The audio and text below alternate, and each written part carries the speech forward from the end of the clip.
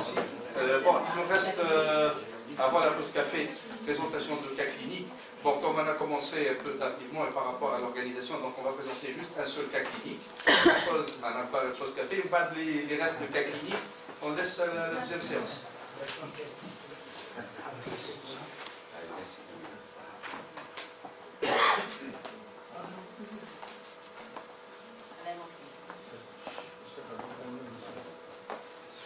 Bonjour chers maîtres, bonjour chers confrères. Permettez-moi de vous partager avec vous ce cas clinique concernant M. Nejahrachi, âgé de 26 ans, tabagique de Pakane, fumeur de narguilé, 2 à 3 fois par jour, débuté à l'âge de 20 ans, c'était il y a 3 ans, hospitalisé au service de pneumo à plusieurs reprises pour tout hémoptysie dans un contexte fébrile. C'est notre première hospitalisation en septembre 2012. La symptomatologie fait des hémoptysies dans un contexte fébrile avec un syndrome inflammatoire biologique. À la radiothorax, il y avait un foyer basal d'Auroi traité par antibiothérapie. Deuxième hospitalisation en novembre 2012. Elle a présenté une hémoptysie, toux et fièvre avec altération d'état général. À l'examen, on a objectivé une aphthose buccale. Tout le bilan était négatif, entre autres un syndrome inflammatoire biologique, les RBK dans les crachats, dans les urines, les ECBU, la sérologie, les acidiques, les facteurs rhumatoïdes et les anticorps antinucléaires. On a essayé tests thérapeutiques par des antituberculeux qui a échoué, avec une fibroscopie bronchique avec LBA dont la formule a objectivé une formule normale, mais devant l'aspect radiologique, on avait à la radiothorax un foyer basal gauche. Devant cet aspect migrateur des images radiologiques, on a considéré le diagnostic de groupe et le patient a été mis sous corticothérapie à partir de décembre 2012. Le patient a été réadmis en janvier 2013 pour hémoptysie et tout dans un contexte fébrile aussi. Je m'excuse pour les radios. Donc une deuxième thoracique a objectivé un foyer alvéolaire, des opacités alvéolaires, nosulaires, sous-pleuraux, au niveau du segment postéro-basal du lobe inférieur droit, du segment latéral du lobe moyen et des segments antéro-basal et postéro-basal du lobe inférieur gauche. Une réhospitalisation en mai 2013 aussi pour toux et fièvre, avec notion de malobservance de son traitement.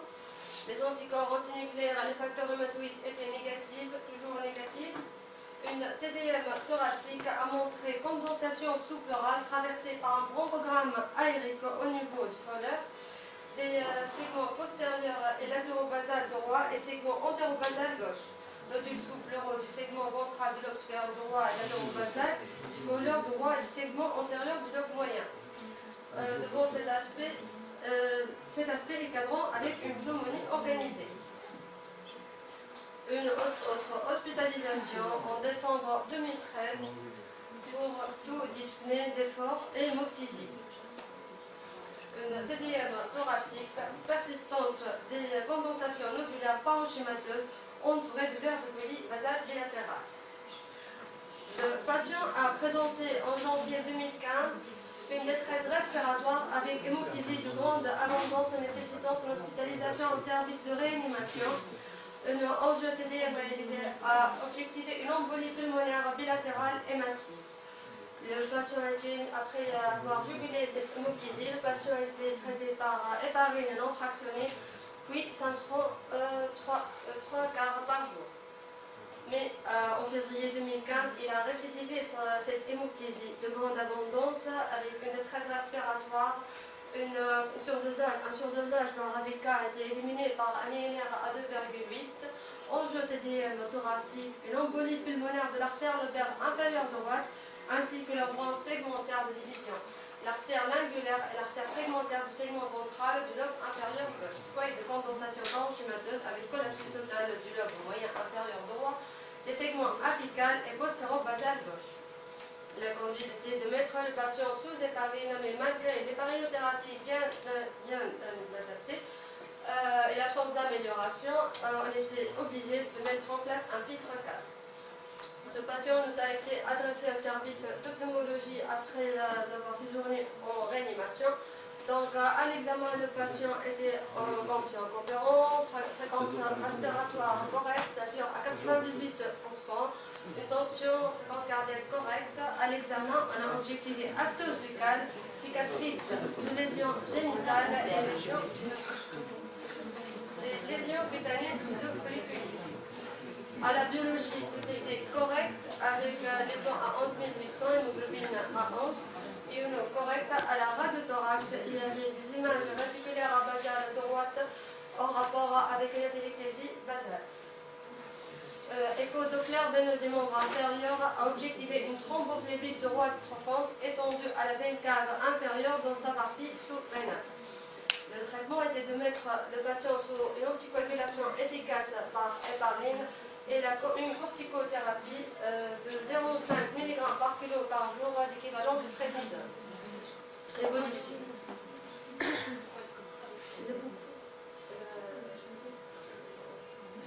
L'évolution était le tarissement de l'hémoptysie et une bonne évolution clinique avec passage au HBPM. Une fibroscopie bronchique a objectivé une lésion bourgeonnante au niveau du lobe moyen, lisse et n'obstruant pas la lumière. Deux fragments de biopsie ont été réalisés, mais cette biopsie s'est compliquée d'un saignement foudroyant et une hémoptysie de grande abondance avec un choc hypovolémique jubilé par une bonne réanimation. Angio-TDM thoracique a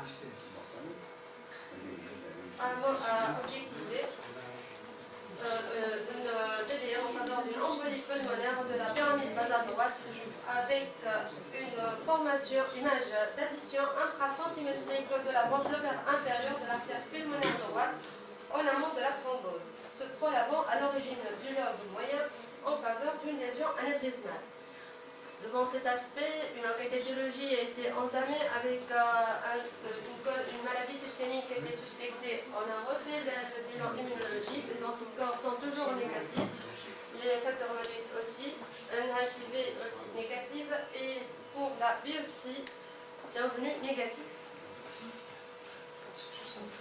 Donc, il s'agit d'un tableau d'une hémoptysie récidivante chez un jeune homme qui présente un syndrome de Bessel, devant l'association d'aptose buccale, cicatrice d'aptose génitale, lésions pseudofolliculites, avec une veineuse profonde, des embolies pulmonaires récidivantes et anévrisme de l'artère pulmonaire.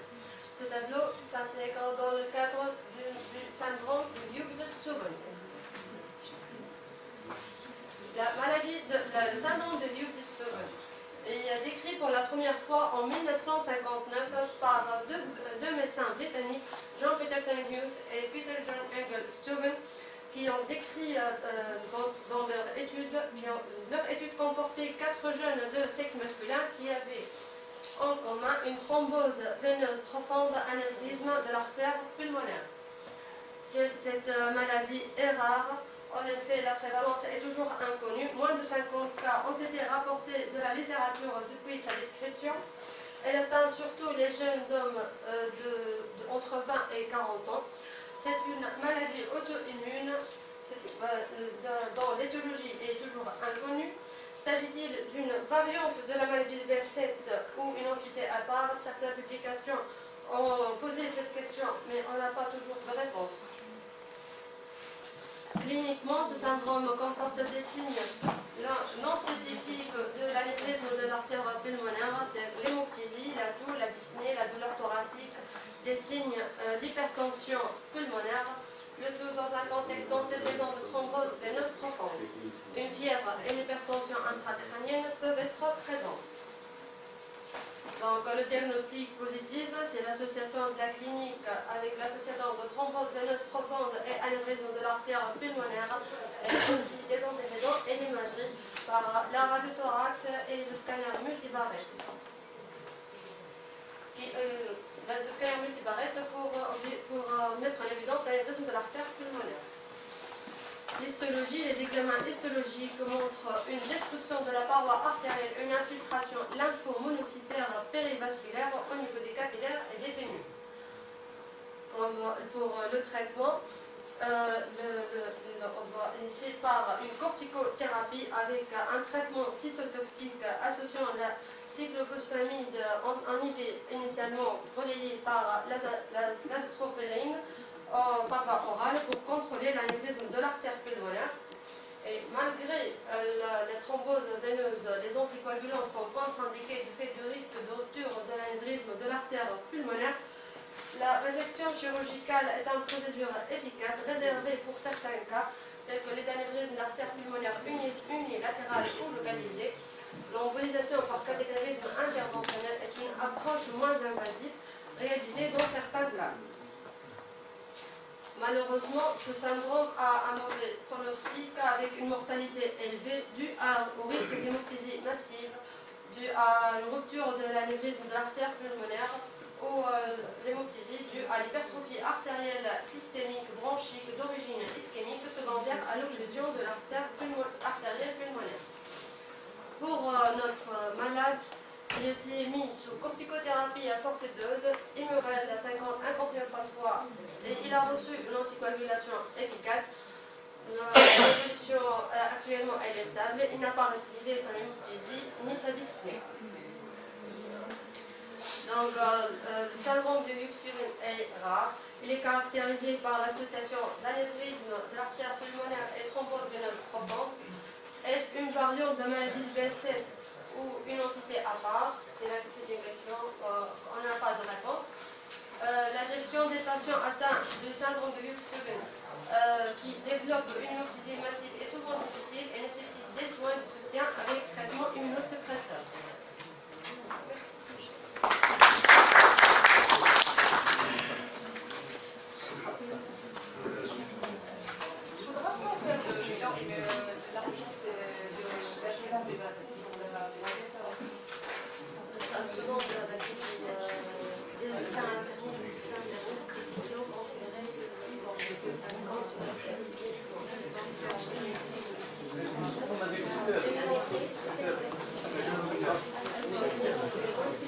L'association même en dehors de récidive, il ne faut pas le proposer pour l'embolisation de soins. Donc, non, il ne faut pas donner un geste préventif.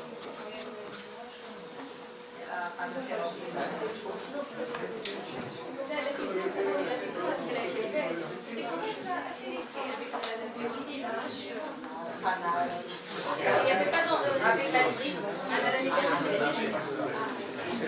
Vous avez dit que vous avez fait une biopsie. Et la biopsie est négative. Et ce n'est même pas la paroi d'un vaisseau. Si. Et donc c'est pas négatif. Elle a ramené le diagnostic. C'est un petit anévrisme. C'est pas. Non, non, je concerne. La période est négative. C'est pas négatif. Si elle a ramené un fragment de petit anévrisme.